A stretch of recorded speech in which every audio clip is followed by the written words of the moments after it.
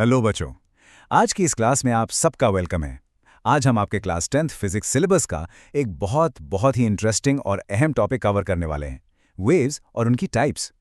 मेरी कोशिश होगी कि इस लेक्चर के एंड तक ये सारे कॉन्सेप्ट्स आपके बोर्ड एग्जाम्स के लिए बिल्कुल क्रिस्टल क्लियर हो जाएं।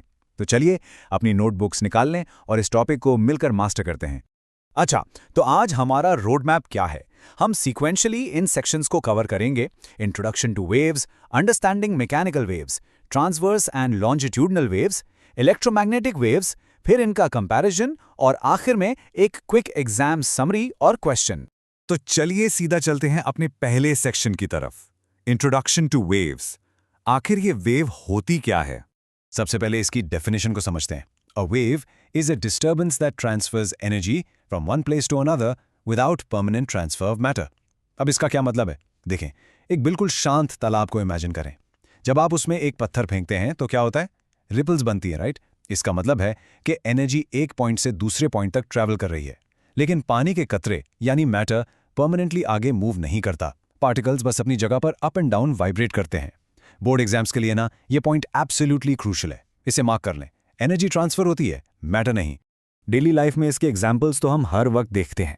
मेरी आवाज़ जो इस वक्त आप तक पहुंच रही है, साउंड वेव्स, तालाब में वाटर वेव्स, रस्सी को झटका देने से बनने वाली रोप वेव्स और आपके कमरे में आने वाली लाइट वेव्स। इन तमाम एग्जाम्पल्स में एनर्जी ट्रैवल कर रही है जबकि मैटर वहीं का वहीं है। सेक्शन 2, अंडरस्टैंडिंग मैकेनिकल वेव्स, यानी वो वेव्स जिन्हें ट्रैवल करने के लिए मैटर चाहिए। अब आते हैं आज के सबसे मेन टॉपिक पर, मैकेनिकल वेव्स। बोर्ड एग्जाम के मुताबिक इनकी फॉर्मल डेफिनेशन ये है, the waves which require a material medium for their propagation. अब यहाँ मीडियम क्या भला है? मीडियम बस कोई भी सॉलिड, लिक्विड या गैस हो सकता है। इन वेव्स को ट्रैवल करने के लिए एक फिजिकल रास्ता चाहिए। अगर वैक्यूम है, यानी कोई हवा, पानी, कुछ भी नहीं, तो ये वेव्स लिटरली ट्रैवल ही नहीं कर सकती, बिल्कुल जीरो। इनके मेन कैरेक्टरिस्टिक्स को तोड़कर देखते हैं। पहला, जैसा हमने डिस्कस किया, इन्हें हमेशा एक मीडियम चाहिए, लाइक एयर, वाटर या रोप। दूसरा, ये एनर्जी को पार्टिकल वाइब्रेशन के जरिए आगे भेजती हैं। और तीसरा, जिस पर मैं पहले भी जोर दे चुका हूं क्योंकि ये एग्जाम्स में बार बार आता है, पार्टिकल्स सिर्फ और सिर्फ अपनी मीन पोजीशन के इर्द गिर्द वाइब्रेट करते हैं। कोई परमानेंट ट्रांसफर ऑफ मैटर नहीं होता, बस वाइब्रेशन पास ऑन होती है। सो साउंड आखिर आगे बढ़ती कैसे है? इस स्टेप बाय स्टेप एग्जाम्पल को सोचें। जैसे ही आप ड्रम को बीट करते हैं, उसके सरफेस के बिल्कुल करीब जो एयर पार्टिकल्स हैं वो वायलेंटली वाइब्रेट करना शुरू कर देते हैं। ये वाइब्रेटिंग पार्टिकल्स फिर अपने नेबरिंग पार्टिकल्स को टकराते हैं और उन्हें डिस्टर्ब करते हैं। ये बिल्कुल डोमिनोज गिरने जैसा चेन रिएक्शन है। और फाइनली एनर्जी इसी चेन रिएक्शन के थ्रू ट्रैवल करती हुई आपके कानों तक पहुंच जाती है। हवा नहीं होगी तो साउंड आगे नहीं बढ़ेगी। अब आते हैं इनकी स्पीड पर। एक अहम कॉन्सेप्ट यह है कि इनकी स्पीड कंप्लीटली इनके मीडियम पर डिपेंड करती है। सॉलिड्स में क्योंकि पार्टिकल्स बिल्कुल क्लोजली पैक्ड होते हैं और साथ जुड़े होते हैं, तो डिस्टर्बेंस बहुत तेजी से आगे पास होती है, इसलिए स्पीड सबसे ज़्यादा होती है। लिक्विड्स में स्पीड थोड़ी स्लो होती है और गैसेज में स्लोएस्ट, क्योंकि गैसेज में पार्टिकल्स आपस में काफ़ी दूर दूर होते हैं। Section 3, transverse and longitudinal waves. ये दोनों मैकेनिकल वेव्स के सब टाइप्स हैं। पहली टाइप को देखते हैं, ट्रांसवर्स मैकेनिकल वेव्स। इसकी डेफिनेशन है, a wave in which particles vibrate perpendicular to the direction of wave motion. यहाँ सबसे इंपॉर्टेंट कीवर्ड है परपेंडिकुलर, यानी जिस डायरेक्शन में वेव ट्रैवल कर रही है, पार्टिकल्स उसके बिल्कुल 90 डिग्री एंगल पर वाइब्रेट करते हैं। इसे अपने जहन में विजुलाइज करें।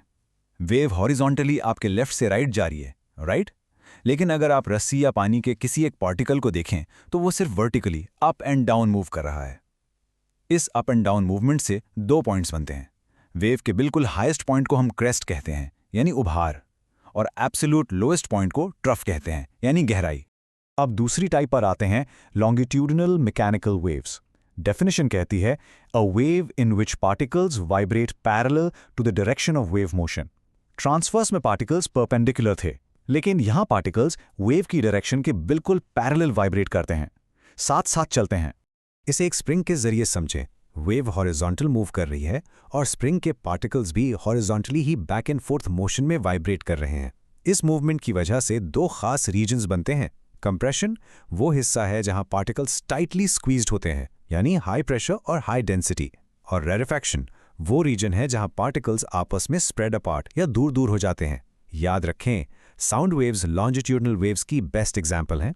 Section 4 electromagnetic waves. ये वो वेव्स हैं जो वॉइड यानी एम्प्टी स्पेस में ट्रैवल करती हैं। मैकेनिकल वेव्स को छोड़कर अब आते हैं इलेक्ट्रोमैग्नेटिक वेव्स पर।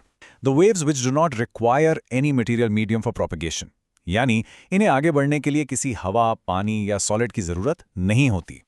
इनकी ओरिजिन वाइब्रेटिंग फिजिकल पार्टिकल्स नहीं बल्कि वाइब्रेटिंग इलेक्ट्रिक और मैग्नेटिक फील्ड्स होती हैं। इसीलिए ये वैक्यूम में भी बहुत आसानी से ट्रैवल कर सकती हैं जहां एब्सोल्युटली कोई मैटर नहीं होता। बच्चों, इनकी स्पीड सुनकर आप हैरान रह जाएंगे। वैक्यूम में इनकी स्पीड होती है 3 × 10⁸ मीटर्स पर सेकेंड। ये असल में स्पीड ऑफ लाइट ही तो है। लाइट वेव्स, रेडियो वेव्स और एक्स रेज ये सब इलेक्ट्रोमैग्नेटिक हैं। सूरज की रोशनी हमारी ज़मीन तक इतने लंबे डार्क स्पेस को क्रॉस करके इसीलिए आती है क्योंकि वो एक इलेक्ट्रोमैग्नेटिक वेव है, उसे हवा की ज़रूरत ही नहीं। Section 5 comparing wave types. अब इस पॉइंट पर थोड़ा और गौर करें क्योंकि एग्जाम्स में कंपैरिजंस बहुत आते हैं। इस टेबल को जल्दी से समराइज करते हैं। मैकेनिकल वेव्स को मटेरियल मीडियम डेफिनेटली चाहिए, जबकि इलेक्ट्रोमैग्नेटिक वेव्स को बिल्कुल नहीं चाहिए। इसीलिए मैकेनिकल वेव्स वैक्यूम में बिल्कुल ट्रैवल नहीं कर सकती, जबकि इलेक्ट्रोमैग्नेटिक वेव्स से कर सकती है। मैकेनिकल वेव्स प्रोड्यूस होती हैं वाइब्रेटिंग पार्टिकल से और ईएम वेव्स बनती हैं ऑसिलेटिंग इलेक्ट्रिक और मैग्नेटिक फील्ड से। और एग्जांपल्स में simple sound waves versus light waves. और इन दो मैकेनिकल टाइप्स का मेन डिफरेंस भी रिकैप करना है। ट्रांसवर्स वेव्स में पार्टिकल्स हमेशा परपेंडिकुलर वाइब्रेट करते हैं, जिसके इस अप एंड डाउन मोशन से क्रेस्ट्स और ट्रफ्स बनते हैं। दूसरी तरफ लॉन्जिट्यूडनल वेव्स में पार्टिकल्स पैरेलल वाइब्रेट करते हैं, जिसके बैक एंड फोर्थ मोशन से कंप्रेशंस और रेयरफैक्शंस बनते हैं। इन एरोज के डायरेक्शन को अपने जहन में फिक्स कर लें। Section 6 exam summary and question. चलिए इस पूरे लेक्चर का फाइनल रिव्यू करते हैं। मेरी तरफ देखें और मेरे साथ रिवाइज करें। Number 1, mechanical needs medium, EM needs no medium. Number 2, transverse is perpendicular, longitudinal is parallel. और number 3, the most important rule of the day, waves energy transfer करती हैं, मैटर बिल्कुल नहीं। इसे किसी सूरत मत भूलना। जाने से पहले मैं आपके लिए एक कॉन्सेप्चुअल क्वेश्चन छोड़ के जा रहा हूं। सोचें जरा, अगर सन और अर्थ के दरमियान पूरा स्पेस एक मैसिव वैक्यूम है, तो सूरज की रोशनी तो हम तक पहुंच जाती है, लेकिन सूरज पर होने वाले उन मैसिव एक्सप्लोजन्स की आवाज हमें क्यों नहीं आती? आज के लेक्चर के कॉन्सेप्ट्स यूज करें, इस पर सोचें और अपने दोस्तों के साथ इसे जरूर डिस्कस करें। आज की क्लास में आपकी पूरी अटेंशन का बहुत शुक्रिया। अपने बोर्ड एग्जाम्स के लिए खूब मेहनत करें एंड अल्लाह हाफिज।